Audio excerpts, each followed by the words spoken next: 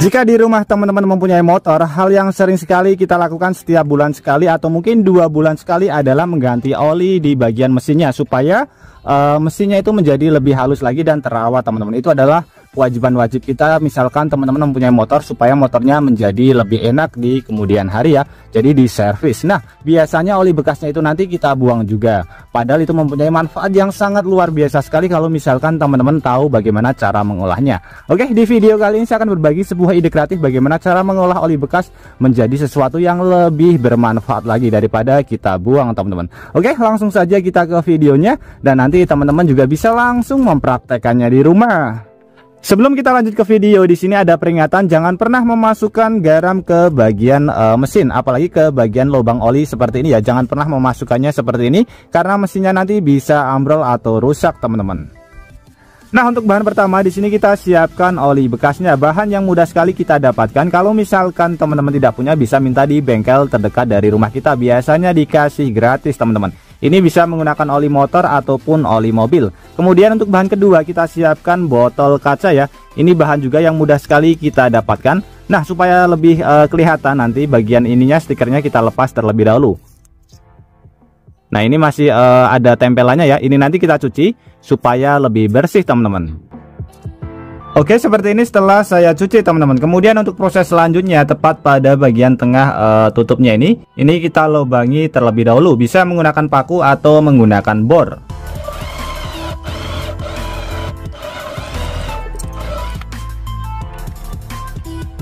Oke, seperti ini. Untuk besar lubangnya nanti bisa menyesuaikan saja. Kemudian di sini kita sediakan bahan selanjutnya, bahan yang mudah sekali kita dapatkan, yaitu kaleng bekas ya teman-teman. Ini kita potong terlebih dahulu. Kita bikin lembaran.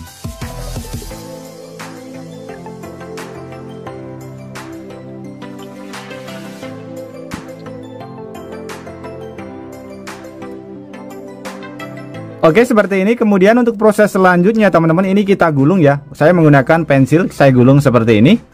Nanti bisa menggunakan pensil atau menggunakan bolpen ya. Untuk besarnya nanti sesuai dengan lubang yang sudah kita buat pada bagian tutup botol ini.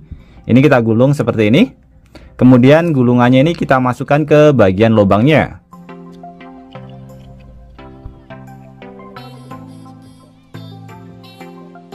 Nah, seperti ini teman-teman. Setelah kita masukkan ke bagian lubang ya, untuk panjangnya nanti menyesuaikan saja. Kalau misalkan terlalu panjang nanti bisa kita potong. Kemudian untuk bahan selanjutnya kita siapkan kain. Untuk kain ini bisa diganti dengan menggunakan sumbu teman-teman, karena fungsinya sebagai sumbu. Ini kita masukkan ke bagian sebelah sini ya.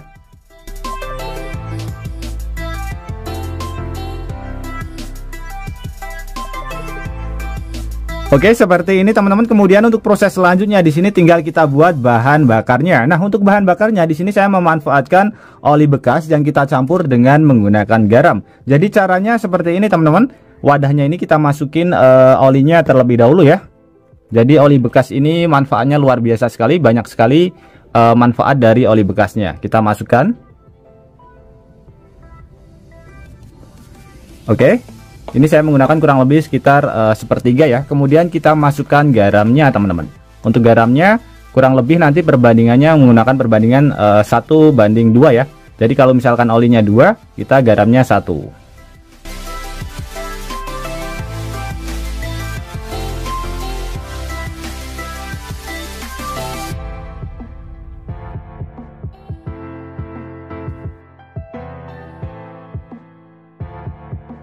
Oke, kemudian tinggal kita tutup dengan menggunakan tutupnya seperti ini teman-teman. Usahakan sumbunya sampai bawah ya. Kita tutup. Kemudian ini tinggal kita kocok-kocok saja. Jadi fungsinya supaya sumbunya terkena oli ya. Oli campuran dari garamnya. Dari garam maksudnya teman-teman. Nah, kita campur seperti ini terlebih dahulu.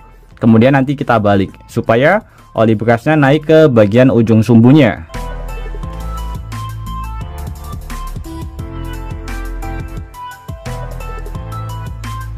Oke, seperti ini setelah jadi alatnya dan ini sudah bisa kita pergunakan. Nah, untuk cara menggunakannya tinggal kita hidupkan dengan menggunakan korek api seperti ini teman-teman. Bisa terlihat, ini hidup dengan sangat mudah sekali. Jadi fungsi garam di sini supaya aromanya tidak tercium aroma si olinya teman-teman. Jadi supaya ini bisa kita pergunakan ketika mati listrik tiba. Ini sangat keren sekali. Jadi ini untuk sumbunya nanti bisa diganti dengan menggunakan tisu atau menggunakan sumbu beneran, bukan sumbu sumbu kain seperti ini ya.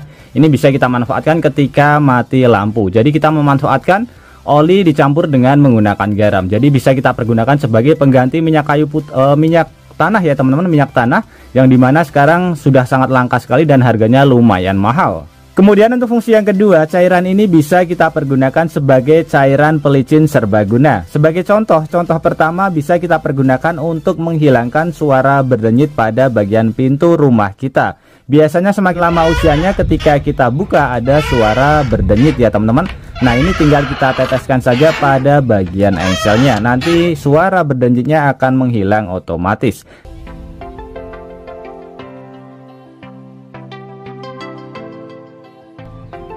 Sama sekali tidak ada bunyinya ya, seperti ini bisa terlihat.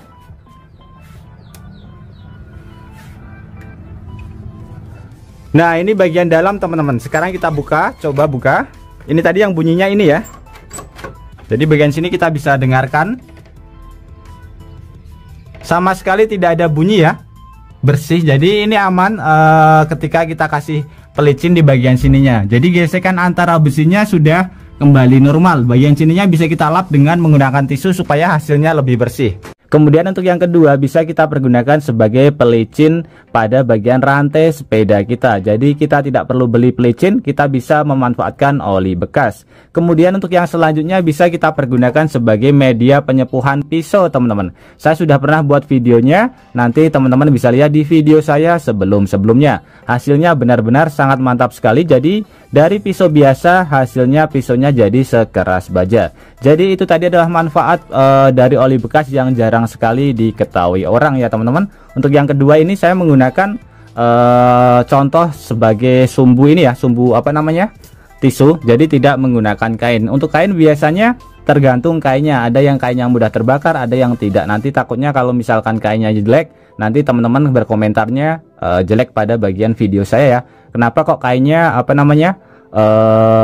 terbakar? Ini saya menggunakan tisu ya teman-teman. Jadi untuk bagian sumbunya nanti bisa menyesuaikan saja. Jadi ini bisa sangat bermanfaat sekali ketika mati lampu. Jadi sebagai pengganti minyak tanah teman-teman, karena harga minyak tanah sekarang semakin mahal. Dan juga ada beberapa fungsi rahasia yang bisa kita dapatkan. Oke teman-teman, semoga trik sederhana ini bisa bermanfaat buat kita semuanya. Dan juga buat teman-teman yang suka trik sederhana ini, bantu tekan tanda like dan juga tekan tombol subscribe-nya teman-teman.